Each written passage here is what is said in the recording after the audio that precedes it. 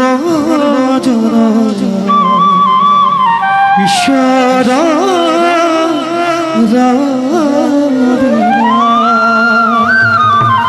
নাৰায়ণ নিৰাকাৰ তুমি প্ৰভু জগত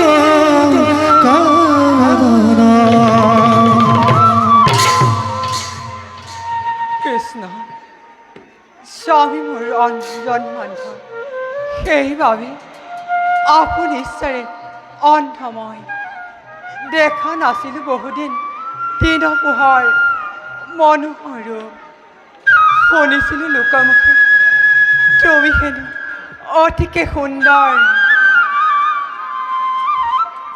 তুমি কৰিছিলা দুৰ্গতিক লজ্জা নিবাৰণ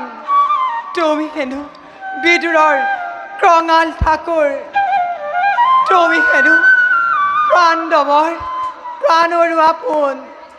কিন্তু এই সকলোবোৰ নিষ্ঠুৰ বেশেৰে দলিয়াই থৈ কিয় তুমি ঘোষণা কৰিলা এই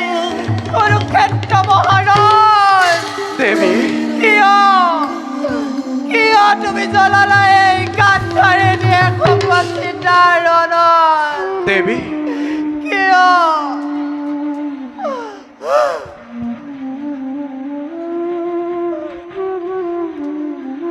দেৱী দৈত্যধনে যেতিয়া যুদ্ধৰ কৰাৰ কালত আশীৰ্বাদ ভিক্ষা কৰিছিল যেতিয়া তোমাৰ সন্মুখত তেতিয়াই জানো তুমি যথা ধৰ্ম তথা জয় বুলি তুমি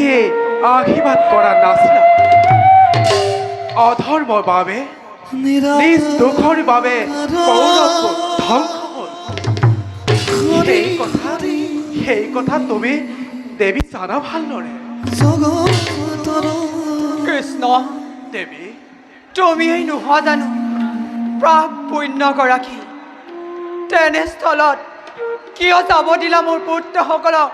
অধৰ্ম ফালে দেৱী বুজিছোঁ আজি মই ভালকৈ বুজিছোঁ যিমানেই সুন্দৰ তুমি সিমানেই নিষ্ঠুৰ দেৱী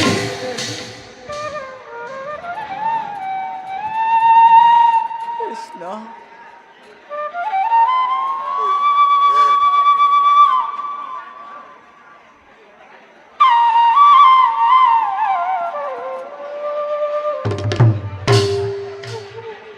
কৃষ্ণ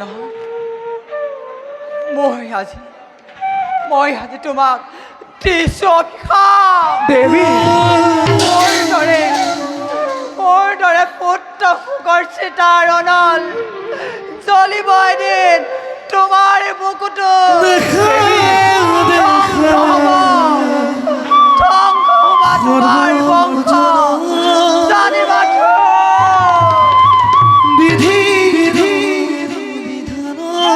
হে দেৱী অভিশাপ দিলাও যদি অতিকে ভীষণ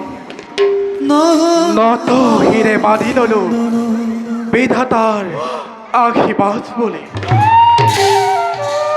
শুনা দেৱী ভৱিষ্যতে বাহিৰে যদু বংশ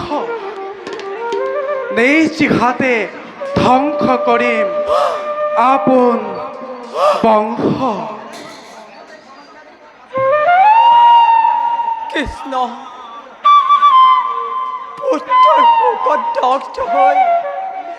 হিতাহিত জ্ঞান হেৰুৱাই তোমাক আজি মই দিলোঁ অভিশাপ কৃষ্ণ এইদৰে পৃথিৱী